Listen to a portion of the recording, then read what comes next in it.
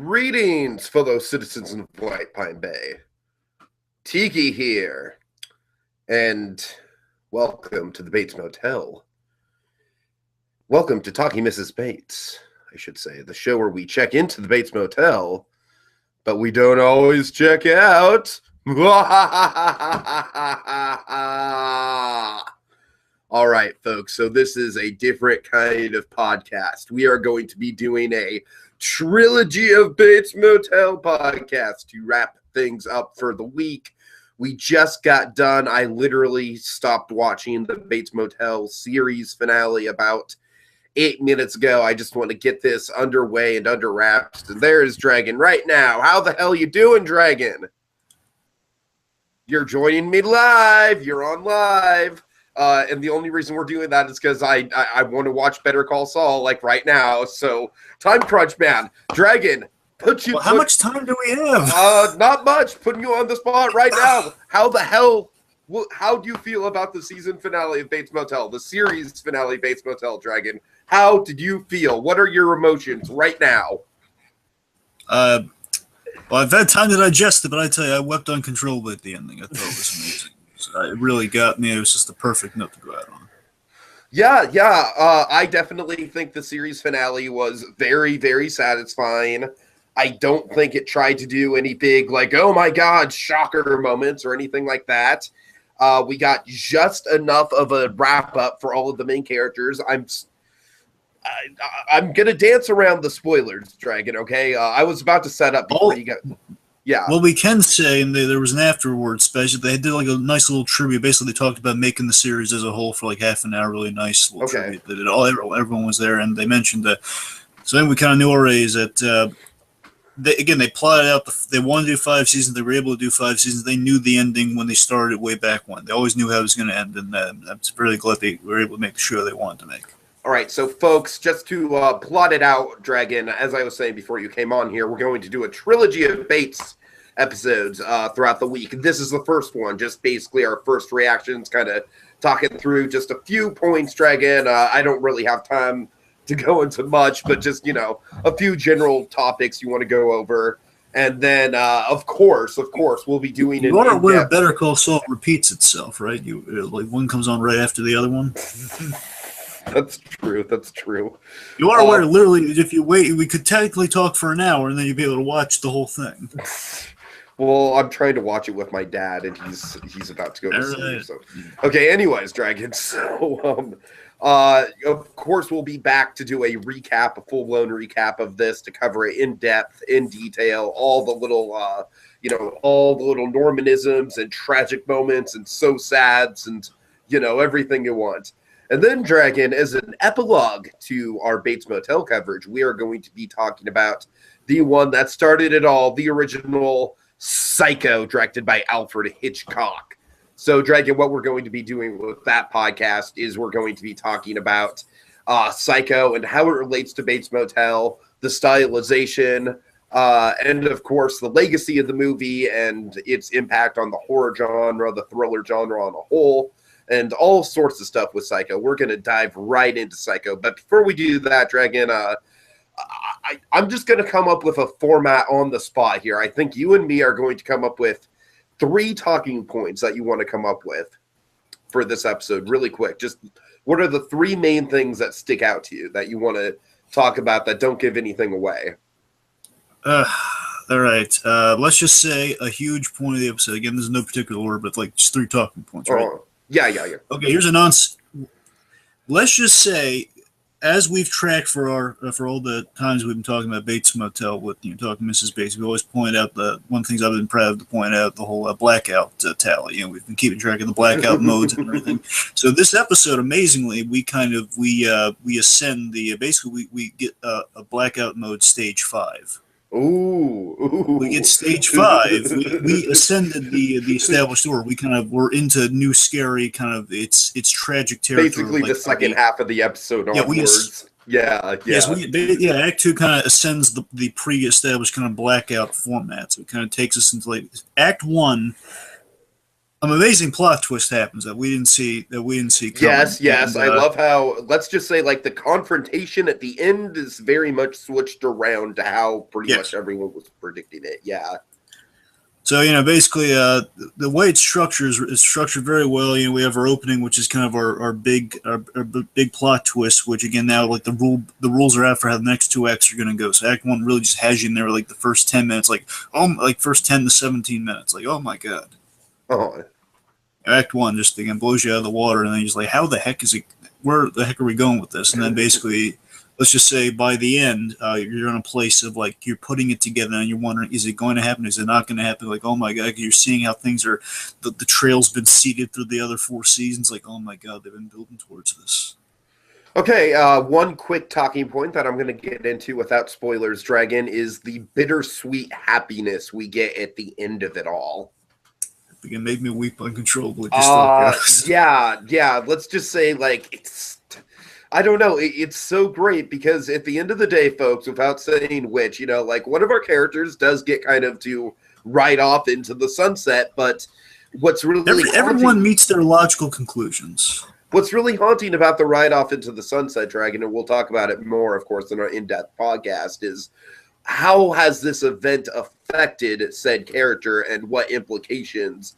Like, are things happy as things are happy as they appear on the surface level? You know what I mean? Like, I feel like there's a lot of kind of like, no matter, this is a scarring incident for everyone involved, no matter how long they live or how happy they might seem on the surface level.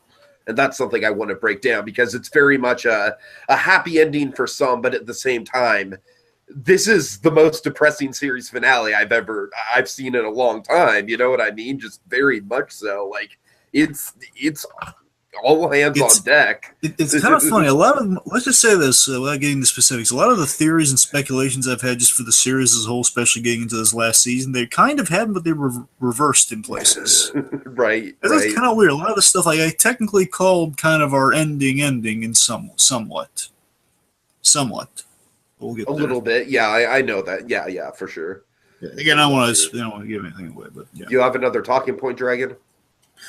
Let's see. One of the things.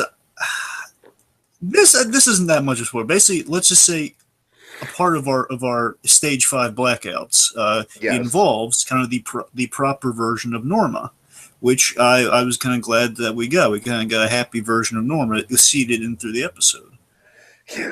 Yeah, seeded in, and then, of course, it's just like the Pixar Trail of Tears, kind of the way Norma follow me to the most depressing ending ever. Tra-la-la-la-la-la, tra-la-la-la-la. You're going to cry, Norman, you're going to cry. But I was glad that we got this to see, like, Norma as she actually was. No, I hear you. That was a really smart move. Again, this time I was hoping for we get in the end, and we got that. It at least worked in there in the end. Also, of course, I know there's one point I'm wondering if you're going to bring it up or not. Of course, we got, like, some familiar things coming back. I'll make that my second point, Dragon, okay? There you go. All right, folks, this is a minor spoiler that's like just kind of a fan thing that I don't think anyone's really going to care if we spoil Dragon. Oh, God, say it with me. Confused the whole time. Say it with me in 1, 2, 3. Remo! Oh, my God, Dragon, yes. Is it odd? Like, of course, it being me, I'm just like, that is probably the thing I'm most excited about out of the whole series. But no Cupcake Boy. Sadly, no Cupcake Boy. Wouldn't it be great if Cupcake Boy was on the side, just like, yeah, what's up? I'm Remo's partner. Yeah, me and him do a lot of business together. We're bros. Yeah, would have been cool if he just poked his head out of the truck. All right. But that was. It would have been nice if there was like a throw-in line of, I even hired that gunner kid at my distillery or something. All right, Dragon. Last talking point, Dragon. Make it count. Your last talking point. All right, let me think. Oh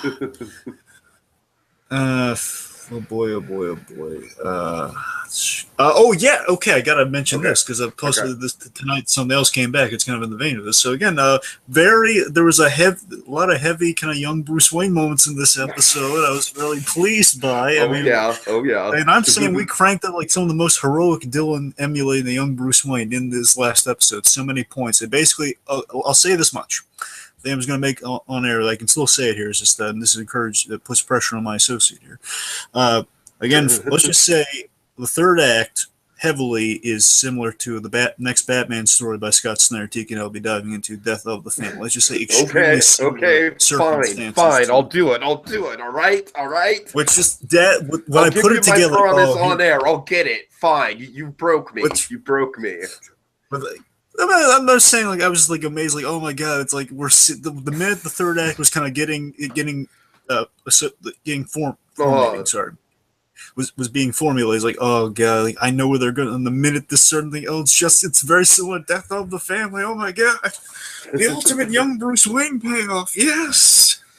Okay, Dragon. The last thing I want to talk about, appropriately enough, is bookends. You mean like one side's Dylan, one side's Norman? You put like all your Vera Farmiga love affair books in the middle there? No, well, I mean, one side is season 1. The season 1 box set, right? And then the other side is the season 5 box set. Mm-hmm. That's kind of what I mean by bookends. Right. Without giving too much away, I think this episode does a beautiful job of calling back to why we fell in love with Norma in the first place, why we fell in love with the show, kind of the magic of season 1. Dragon, I was kind of talking about how much I like that scene with Emma that still really sticks with me from the penultimate episode where she's throwing her mother's ashes over the valley, and it's the same valley that we had all those adventures with. And, it just gives me a sense of nostalgia and almost kind of like this deja vu almost, because the show is like, I don't know. It's like we feel like over these past 5 years. Let's just say deja vu does play. Deja vu does play heavily into the last episode. It does. So, like, what do you think about that? Do you think it's something that I feel like a lot of shows do is kind of draw heavily onto their pilot episode as they get into their final episode? But did you like that? Because I think it was very well done. Well, again, T, I love that very much so because it kind of ties into, let's just say, kind of the stage 5 blackout mode in a way. In a fundamental way, so that was such a brilliant way to kind of remind everyone of why you fell in love with the show in the first place, and do it for a story relevant reason. And it adds to kind of the emotions and the character's journey in such a fundamental way. And it kind of does what most shows like to do. They like to call back kind of the series as a whole.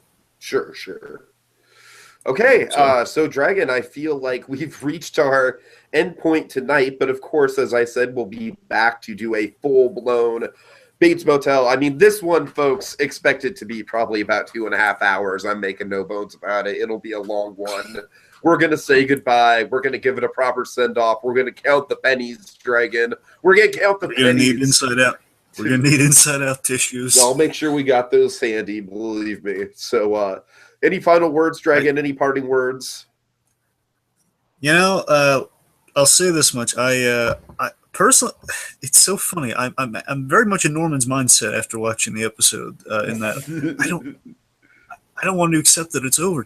I partly doesn't want to do like the last episode of Talking Mrs. Bates because I don't want to accept it. I just want to. Can't we just start over? Can't we just go back to season 1 and just actually? I have ideas about that. That we'll talk about. But perhaps this might not be the end of Talking Mrs. Bates. I'll just say that much, Dragon. Even though this is the end. Well, you know what I mean. It's just I'm very much in agreement with Freddie Highmore. Again, very similar to what Norman does in the episode as well. Just, again, I don't want to accept that it's over. But again, it was such a beautiful ride. Yeah. And it's so sad that it's over. But my God, what a ride! It was satisfying, man, and it was worth the ride. And I'm gonna write out a long diatribe Facebook post about all this. And it's like we checked everyone.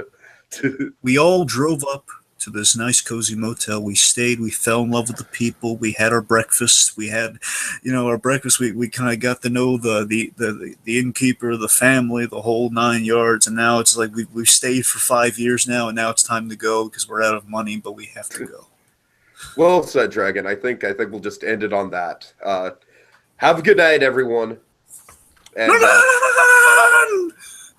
thank you, Carlton Hughes, Carrie Aaron, Freddie Highmore, Vera Farmiga, Max Terriot, Ryan Hurst, In Spirit. Yeah. Olivia Carbonell. Cook. Yeah, Nestor Carbonell, Olivia Cook. Tucker Gates. Tucker Gates. Sure. And the rest. Especially that one guy. Yeah. Okay.